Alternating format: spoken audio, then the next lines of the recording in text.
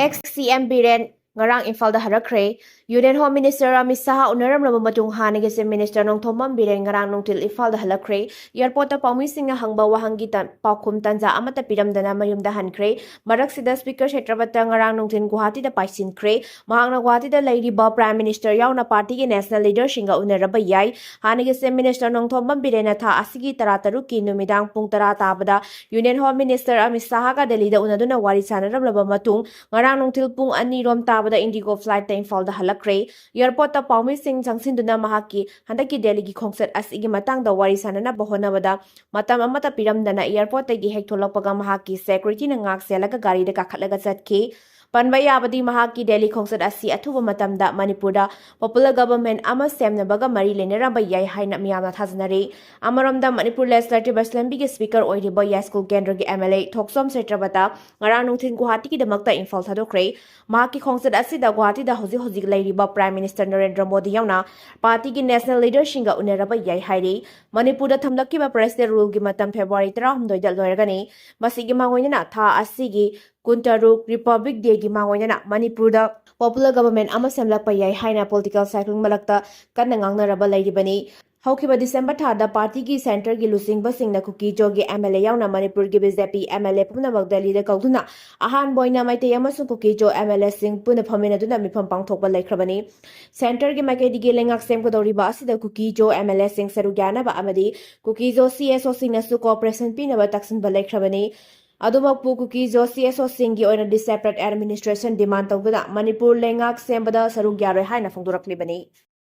Indigo na lupa crore kunitoiga lakh anigi fine thigadabani DGCA mamang sahi December thada Indigo gi operational crisis thokuna flight kaya cancel tawbuna miyam da south na khudong sadaba mayok na hankiba dugi dabakta Directorate General of Civil Aviation DGCA na Indigo da penalty oina lupa crore kunitoiga lakh ani pigadabani haina khangankre operational crisis adugi matangda ngasi fawbada DGCA na thibo humbagi thabak chatharakpada thoki Watok adu Indigo na makhgi flight crew singi mathabak matam hena sangna tawhanbadagi thokpani haina khangbangam masigi matuina DGCA na Indigo gi CEO Peter Albus amadi COO Isidre Prokerasta warning tawkibaga loinana Senior Vice President famdagi lauthoknaba order tawkre DGCA na thibo humbagi thabak chathaba aduda Indigo gi system software support amasung management structure da awat pakaya thengnaki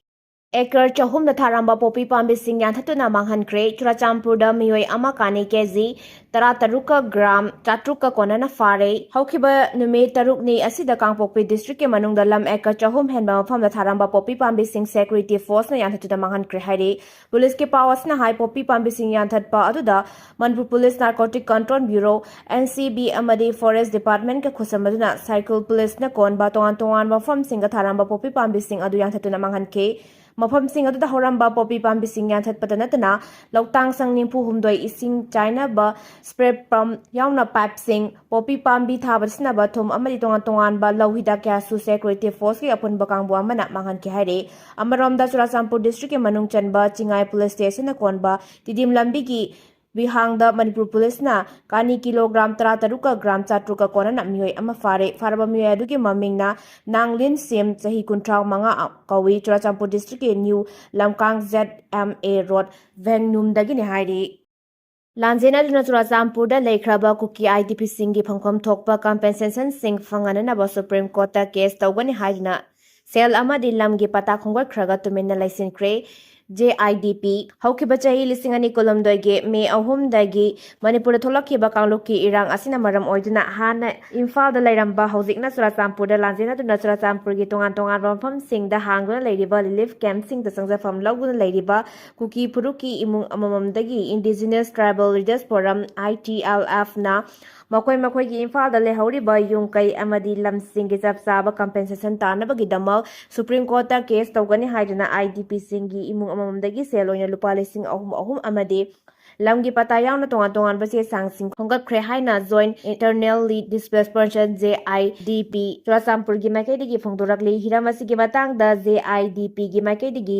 ITLF ki president da ayiba cherol January 13 da thadna khangankhre hairi cherol adugi matung inna ITLF na khongalakhiba sel amadi lamgi pata sing adu hauji karamba fibam da leiribage loinana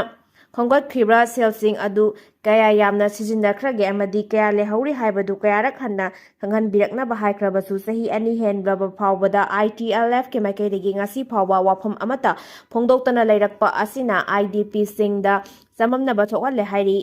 JIDP ki cherol amana makha taribadi khongatkhriba sel amadi lamgi pata sing adu ITLF ke planning department na khongatkhibani adubu ngasi phawba ITLF ke maikaidagi transparency amata lehendaba haibasi IDP singbu lana lamjingnaba honabani masi masagi mathau masak khangdaba amadi thajaba banghanbagi masak amani hairi ITLF ke maikaidagi atuba matamda aiba cherol oina piraktuna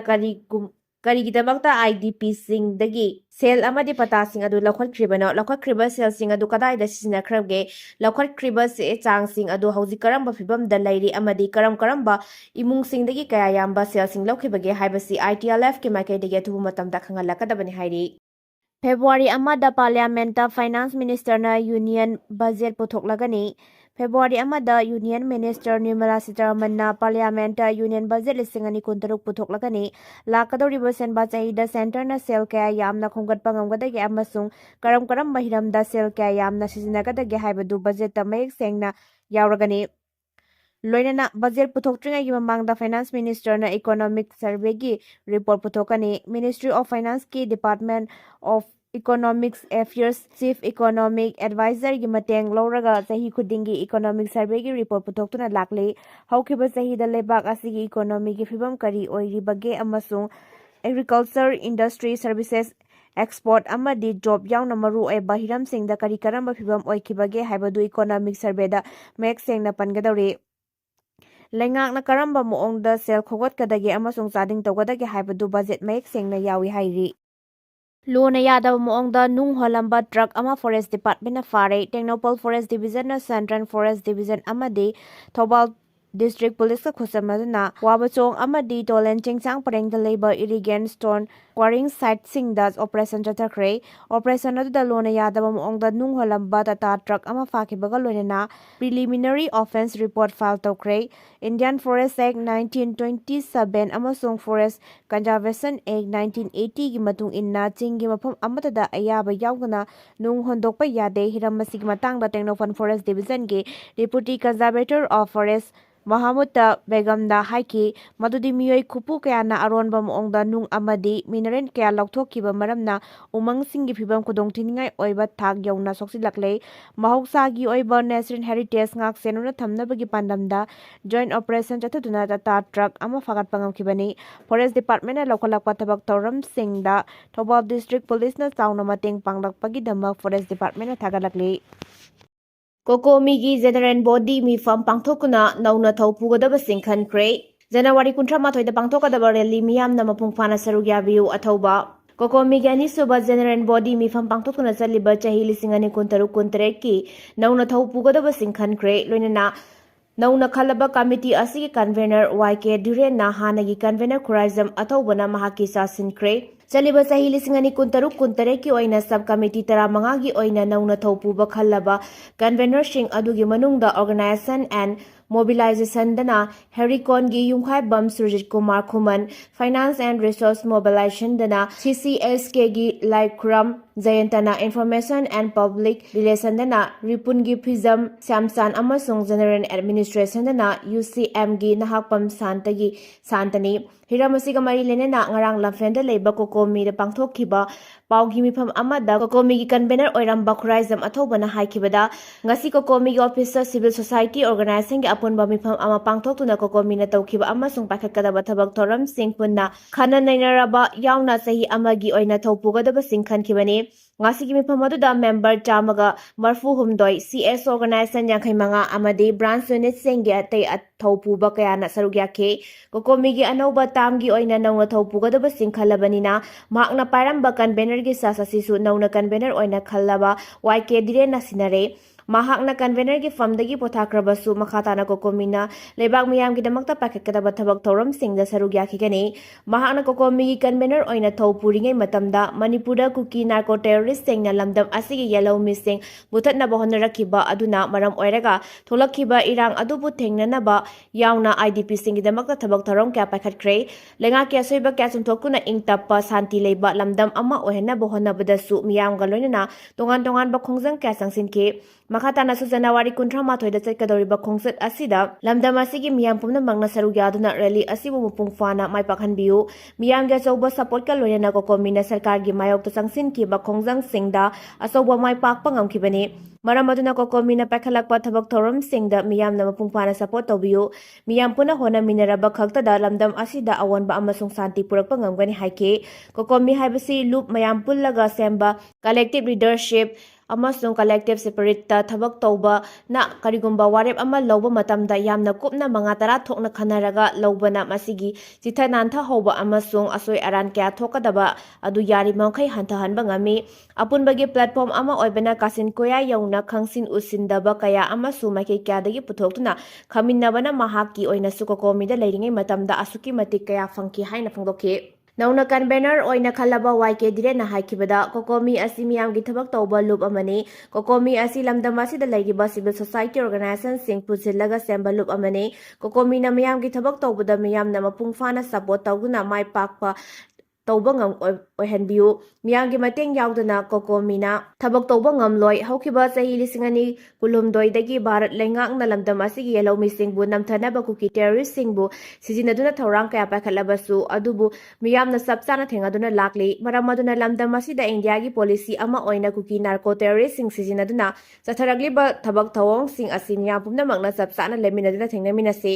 Loinana January 18 da kokomina sinona pangtokadoriba masdari asidasu miyamna mateng pangbiduna mai pakpaleli ama ohenbiu lanjena duna lairiba IDP singbu mayum makeida hanjin hanaba kokomina angamba thakta honaki gani haike Bangladesh da lafoi lalonba Hindu gi miyoi ama sufuraga hatkre Bangladesh da masing yamdaba purup singi bathakta chatharakpa mihat mipun gi thaudok singi manung chana lafoi lalonba Hindu gi miyoi ama lafoi gi matang da muknarakpadagi imung amagi miyoi ahumna phubada sikre lebak adu da nungti gi fongba paukse da Delhi Star gi report amada laibak thiba thaudok adu nahan lebak adu gi Gazipur district ki Kaligaja da thokibani thaudok adu lekhidraba miyoi adu masagi chahi 65 sukraba Liton Chandragos kawi amasung mahakna Baisaki Sibatamid and Hotel gi mapuni hairi Kalingaja Police Station gi officer in charge Jali Hussein na phongdorakpada warol amada Swaspan Mia chahi 65 mahaki loinabi Majeta Khatun chahi 95 amasung makhoi gi machanupa Masun Mia chahi 19 na miyoi adu bu furaga hatkhiba oiramgani haina phongdokhe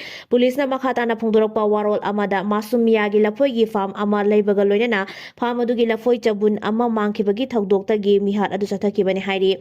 masumiyana mangkraba lafoi sing adu thibada lekhidraba Liton Chandragos ki hotel da leiramba thengnakibaga loinana miyoi ani asigi marakta mare yetna bahaurakibani bihat asida senariba masumiyana lekhidraba Liton Gosbu kinna thinba amasung khongpakna kauraba matungda lemaida tusinbaga loinana thaudok thokpham aduda sikhibani hairi